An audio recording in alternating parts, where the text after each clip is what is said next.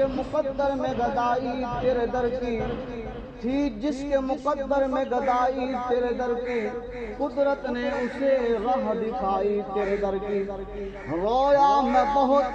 اس شخص کے قدموں سے لپٹ کر،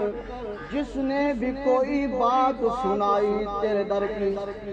آیا ہے نصیر آج تمنا یہی لے کر،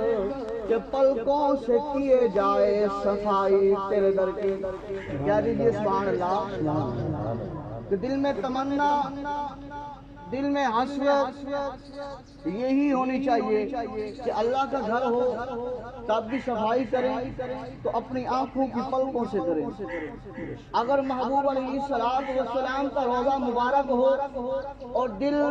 عشق و محبت میں اگر پر نور ہو تو پھر وہ دل یہی کہے گا کہ آقا کریم صلی اللہ علیہ وآلہ وسلم کے لیے جس مالک نے اس کائنات کو بنایا ہے،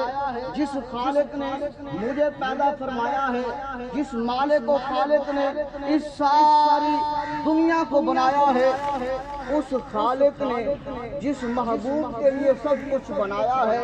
اگر محبوب علیہ السلام کے روضے مبارک کو اگر اپنی آنکھوں کے پلکوں کے ساتھ اگر مجھے صفائی کرنے کا موقع مل جائے اور کیا چاہیے، اور کیا چاہیے، اور حسرت اور تمنا یہی ہونی چاہیے۔ دوستو، بزرگوں، جو آیت کریمہ جو میں نے پڑھی ہے